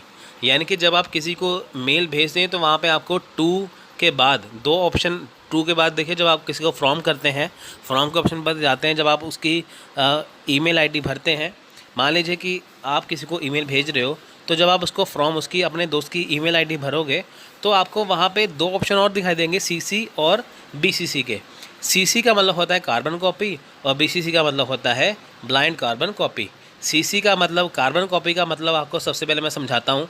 CC का मतलब कार्बन कॉपी का मतलब ये हुआ कि यानी कि जो आप अपने दोस्त को वो मेल भेज रहे हो वैसा ही सेम मेल की एक कॉपी आप किसी दूसरे दोस्त को भी भेजोगे। यानी कि आप एक ही समय में एक ही मेल को दो पर्सन को भेज सकते हो। एक तो आप जिसे ऑफिशियली भेजना चाहते हो उसे, और दूसरे जो किसी और फ्रेंड को सेम मेल करना है तो आप उसे भी कर सकते हो। ठीक है, तो BCC होता है ब्लाइंड कार्बन कॉपी। इसका मतलब क्या हुआ कि यानी कि मान लीजिए कि आपने अपने दोस्त को एक मेल किया, दूसरे को भी मेल किया, तो उसको पता चल जाएगा कि जो मेरे पास मेल आया है वो दूसरे को भी भेजा गया है। यानी कि कार्बन कॉपी का ये मतलब होता है कि जो आपके दोस्त के पास मेल आया है वो CC यानी कि CC कार्बन कॉपी के ज़रिए दूसरे को भी मेल सेम वैसा भेजा गया है। पर जो BCC ब्लाइंड कार्बन कॉपी का ऑप्शन है उसका ये मतलब है कि आप किसी तीसरे बंदे को भी मेल भेजना चाहते हो पर आप ये शो नहीं करना चाहते कि ये मेल किसी को दिखाई दे। BCC में आप उसको मेल भेजिए, यानी कि आप देखिए कि किसी खास पर्सन को वही मेल सेम भेजना चाहते हो तो आप BCC में उसका ईमेल एड्रेस भरेंगे। तो जो ऊपर वाले जो CC वाले और जो जिसको आप मेल भेज रहे हैं उनको बिल्कुल पता नहीं चलेगा कि आपने ये मेल किसी और को भी भेजा है। ठीक है, तो BCC का ये मतलब हुआ। BCC ऑप्शन में आपको सिर्फ उसका एड्रेस भरना है, ईमेल एड्रेस भरना है जिसको आप ख़ास तौर पे ये ईमेल भेज रहे हो, और ये सिक्योर रहे और प्राइवेट रहे, तो किसी को ऐसा पता नहीं चलेगा कि आपने इसे कभी कार्बन कॉपी किसी को भेजा है। CC में पता चलता है किसे भेजा है, पर BCC में नहीं पता चलता। नेक्स्ट है सामग्री, यानी कि कंटेंट क्या है, आपका कंटेंट क्या है, आप क्या भेज रहे हो। ठीक है, आप क्या भेज रहे हो, टाइप ऑफ इन्फॉर्मेशन, यानी कि क्या भेज रहे हो, संदेश प्राप्त करने के बारे में, प्रदर्शित करने के बारे में जानकारी, यानी कि जब आप क्या भेज रहे हो, साथ में आप कोई वीडियो भेज रहे हो, PDF भेज रहे हो, क्या भेज रहे हो, वो इसमें होता है। नेक्स्ट है वरीयता, इसे इंग्लिश में कहते हैं प्रीसीडेंस, यानी कि आमतौर पर बल्क, जंक या लिस्ट जैसे मानों के साथ यह इंगित करने के लिए उपयोग किया जाता है कि स्वचालित छुट्टी या कार्य से बाहर प्रतिक्रिया इस मेल के लिए वापस नहीं की जानी चाहिए। तो ये खैर इतना ख़ास ऑप्शन नहीं है, इसमें ये है कि अगर आप किसी को कोई चीज़ भेज रहे हो, किसी को कुछ भी चीज़ भेज रहे हो, तो वो उसका जो रिस्पॉन्स है वो आपको इस मेल के ज़रिए वापस ना आए। ऐसा होता है ना, कई बार क्या ऐसा होता है कि आप देखिए कि जब आप किसी को SMS करते हो तो उसकी डिलीवरी रिपोर्ट आती है वापस। तो इसमें ऐसा है कि जब आप किसी को वो चीज़ भेजोगे तो आपको वो वापस ना आए, है ना, सीधे उनके पास पहुंच जाए। तो लास्ट ऑप्शन होता है भेजें, यानी कि सेंड का ऑप्शन। तो इसको दबाने के बाद क्या होता है कि जो आपकी जो ईमेल है वो उसके पास पहुंच जाती है। तो चलिए आपको मैं नेक्स्ट स्लाइड में बताता हूँ इंग्लिश में बिल्कुल जो आपको मैंने अभी बताया है कि वो क्या होता है। तो चलिए चलते हैं वहाँ पे। देखिए यहाँ पे कुछ ऐसा ही ऑप्शन होता है ईमेल भेजने के लिए। आपको मैंने हिंदी में बताया था ना, वहाँ पे थोड़ा सा देखिए, थोड़े से शब्द मुश्किल थे। आप इंग्लिश में देखिए। तो देखिए सबसे पहले जब आप ईमेल खोलेंगे तो अगर आपने किसी को ईमेल भेजना है तो ऐसा बना होगा जैसे कि फ्रॉम के ऊपर जैसे देखिए मेरी ईमेल आईडी लिखी हुई है studybharat786@gmail.com। यानी कि अगर मैंने किसी को ईमेल कुछ भेजना है तो इसके ऊपर मेरी आईडी पहले मुझे भरनी होगी। उसके बाद टू का मतलब जिसको मैंने जिसको मैंने कुछ भेजना है, यानी कि पहले मैं अपनी ईमेल आईडी भरूंगा, फिर मैंने जिसको मेल करनी उसकी यहाँ पे आईडी भरूंगा। उसके बाद यहाँ पे CC BC के दो ऑप्शन है ना, CC BCC के, यानी कि कार्बन कॉपी और ब्लाइंड कार्बन कॉपी जो आपको मैं बता रहा हूँ। यानी कि मान लीजिए कि यहाँ पे मैं टू में कुछ ईमेल एड्रेस भर देता हूँ। मैं चाहता हूँ कि मैं किसी को और को भी यहाँ पे भेजूँ ईमेल, तो मैं सीसी में यहाँ पे जाके उसका है किसी और का यहाँ पे ईमेल आईडी भर दूँगा, और जो मैं इनको ईमेल भेजूँगा वो टू और कार्बन कॉपी दोनों को शो हो जाएगा कि मैंने दोनों को यहाँ पे भेजा है। यानी कि टू वाले को शो हो जाएगा कि मैंने एक कार्बन कॉपी एक अपने दूसरे दोस्त को भी या किसी दूसरे पर्सन को भी भेजी है। ठीक है, तो इसमें जो ऑप्शन है यहाँ पे बीसीसी का, बीसीसी में बस यही है कि ब्लाइंड कार्बन कॉपी। अगर यहाँ पे मैं चाहता हूँ कि मैंने जो टू और सीसी में जो ईमेल आईडी में जिसको जो मैसेज भेजा है, ईमेल भेजी है, मैं चाहता हूँ कि वैसे ही ईमेल मैं किसी और को भी भेजूँ, कार्बन कॉपी भेजूँ, पर इन दोनों को पता ना चले, ना टू वाले को ना सीसी वाले। तो मैं इसकी आईडी यहाँ पे भरूँगा तो वो प्राइवेट ही वहाँ पे पहुँच जाएगा, तो इनको पता नहीं चल पाएगा। तो यहाँ पे नीचे था सब्जेक्ट हमें क्या भरना है वो, और साथ में कंपोज ईमेल करके। ठीक है, यहाँ पे देखिए ऊपर सबसे ऊपर यहाँ पे एरो बना, राइट साइड में देखिए सबसे ऊपर एरो बना हुआ है तिरछा सा। यहाँ पे अगर हम करेंगे तो वहाँ पे देखिए, यहाँ पे हम ऐसे जाएंगे तो अभी तो बता रहा है कि आपने कुछ नहीं भरा, तो यहाँ पे ऐसे बटन दबाएंगे तो सीधे ही चला जाएगा। देखिए राइट साइड पे जो 3 डॉट बने उसके बिल्कुल बना हुआ है ये। ठीक है, भावी संचार का सिद्धांत है, इसमें हम जो करेंगे वो करेंगे 7 C's, यानी कि जो 7 तरह के जो सी हैं, जो सी से शुरू होने वाले जो शब्द हैं वो बहुत ज़्यादा एग्जाम में आते हैं। तो देखते हैं क्या है वो। इसे इंग्लिश में बोलते हैं प्रिंसिपल ऑफ इफेक्टिव कम्युनिकेशन। देखिए 7 C's का मतलब है कि वो शब्द जो सी से शुरू होते हैं, जैसे पूर्णता यानी कि कंप्लीटनेस। देखिए इसमें क्या है, ये आप सोचोगे कि इफ़ेक्टिव कम्युनिकेशन में यानी कि प्रभावी संचार में ये कैसे काम करते हैं। आप देखिए कि कंप्लीटनेस यानी कि पूर्णता, संदेश पूरा होना चाहिए और सभी तथ्यों और विचारों को शामिल करना चाहिए। यानी कि अगर आप कम्युनिकेशन में देखिए फ्रेंड्स, मैंने आपको पिछले लेक्चर में बताया था कि जो कम्युनिकेशन है यानी कि जो संचार है उसमें काफ़ी चीज़ें, यानी कि देखिए 4 चीज़ें तो मेन होती हैं उसमें, वैसे तो 5 होती हैं। देखिए पहले होता है सेंडर यानी कि जो मैसेज देने वाला, फिर होता है मैसेज, फिर होता है कि आप माध्यम कौन सा माध्यम है, फिर होता है इनकोडर यानी कि मैसेज प्राप्त करने वाला, फिर एंड में आता है फीडबैक यानी कि प्रतिक्रिया। अब देखिए कि इसमें क्या होगा कि संदेश पूरा होना चाहिए और सभी तथ्यों और विचारों को शामिल करना चाहिए। यानी कि अगर आप किसी को कोई मैसेज देते हैं, कोई संदेश देते हैं, तो वो पूरा होना चाहिए, आधा अधूरा नहीं होना चाहिए। इसमें सभी तथ्य और विचार को शामिल करना चाहिए, यानी कि आपको जो बात भी अच्छी लगे बुरी लगे कुछ भी है, आपको मैसेज को पूरा करना है। तो ये है कंप्लीटनेस, जो कि हमारा पहला सी है, यानी कि प्रभावी संचार का सिद्धांत का पहला सी कंप्लीटनेस, पूर्णता। दूसरा है कॉन्शियसनेस यानी कि चेतना, शब्दों का उचित चयन और अनावश्यक शब्दों के उपयोग से बचें। यानी कि अगर आप किसी को मैसेज सेंड करते हैं तो आपको उसमें शब्दों का उचित चयन करना है, यानी कि वो शब्द आपको इस्तेमाल करने हैं जो आपके मैसेज को यानी कि आपके संदेश को अच्छी तरह निभा सकें, अच्छी तरह उसमें मैसेज आपका जा सके। तो यानी कि इसमें कोई ऐसे शब्द का इस्तेमाल नहीं करना जो कि बुरा लगे, अच्छे से अच्छे शब्दों का इस्तेमाल करना है और अनावश्यक शब्दों के उपयोग से बचे, यानी कि जिन शब्दों का कोई मतलब ही नहीं है उसको फालतू में मैसेज लंबा करने के लिए नहीं डालना चाहिए, यानी कि काम की बात उसमें करनी चाहिए। नेक्स्ट है विचार यानी कि कंसिडरेशन। अब देखिए इसमें क्या है कि प्रेषक संदेश भेजते समय रिसीवर को ध्यान में रखता है। प्रेषक का क्या मतलब है, यहाँ पे प्रेषक का मतलब है सेंडर यानी कि मैसेज या संदेश भेजने वाला। अब देखिए उसे क्या है कि जब प्रेषक रिसीवर यानी कि प्रेषक ने, यानी कि मान लीजिए कि कोई मैसेज देने वाला है, अगर उसने किसी को मैसेज भेजना है, वो संदेश भेजते समय अपने विचार को ध्यान में रखता है कि उसका विचार क्या है मैसेज भेजने का। नेक्स्ट है कंक्रीटनेस यानी कि संक्षिप्तता, ठोस स्पष्ट और निश्चित जानकारी का उपयोग, यानी कि आपका मैसेज जो है वो शॉर्ट में होना चाहिए। ठीक है, यानी कि अगर आप किसी से बात करते हो, अगर आपको कुछ भी बात उससे करनी है तो ऐसा मैसेज होना चाहिए कि बिल्कुल शॉर्ट में हो। तो ये ठोस हो, स्पष्ट और निश्चित जानकारी का उपयोग हो।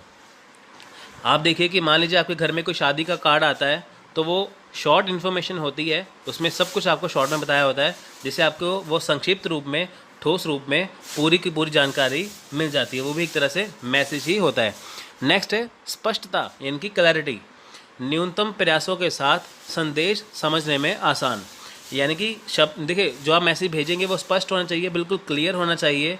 यानी कि न्यूनतम प्रयास क्या है, आपको कम समय में जो है अच्छा मैसेज वो भेजना है कि ताकि वो उसे आसानी से समझ पाए।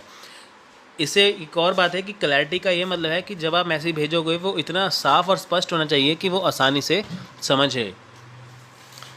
नेक्स्ट है सुधार। सुधार का मतलब है करेक्टनेस, तथ्यों, सही और विश्वसनीय जानकारी और उचित भाषा के उपयोग पर आधारित। ठीक है फ्रेंड्स, यानी कि जो आपका जो मैसेज है, जो संदेश है, वो फैक्ट के ऊपर, यानी कि तथ्य के ऊपर होना चाहिए, बिल्कुल सही होना चाहिए, और उसमें जो जानकारी है वो सही होनी चाहिए, और भाषा का उचित प्रयोग करना चाहिए। ठीक है, नेक्स्ट देखिए शिष्टाचार यानी कि कोर्टेसी। शिष्टाचार और विनम्र भाषा का उपयोग दूसरों का सम्मान करने और आत्म प्रशंसा से बचने के लिए करें। यानी कि आपको शिष्टाचार का देखिए पूरा सम्मान रखना चाहिए। इसमें विनम्र भाषा यानी कि आपको ऐसी भाषा इस्तेमाल करनी है जिससे किसी को बुरा ना लगे। उसके बाद दूसरों का सम्मान करना चाहिए उसमें, यानी कि आप किसी को मैसेज दे रहे हो तो आपको, अगर आप बोल के मैसेज दे रहे हो तो उनको आप बिल्कुल प्यार से बताइए, उनका सम्मान करिए कि जिससे वो आपका मैसेज अच्छे से सुन सके। ठीक है फ्रेंड्स, तो ये थे 7 C's। ये बहुत ज़्यादा इंपॉर्टेंट है, एग्जाम में बहुत आते हैं इसमें, तो इसलिए आपको मैं छोटा सा लेक्चर दे रहा हूँ यहाँ पे। ठीक है, कंप्लीटनेस पूर्णता, कॉन्शियसनेस यानी कि चेतना, कंसिडरेशन विचार, कंक्रीटनेस यानी कि संक्षिप्तता, क्लैरिटी यानी कि स्पष्टता, और करेक्टनेस सुधार, और कोर्टेसी यानी कि शिष्टाचार। तो उम्मीद है कि आपको ये पाठ अच्छा लगा होगा। अगर अच्छा लगा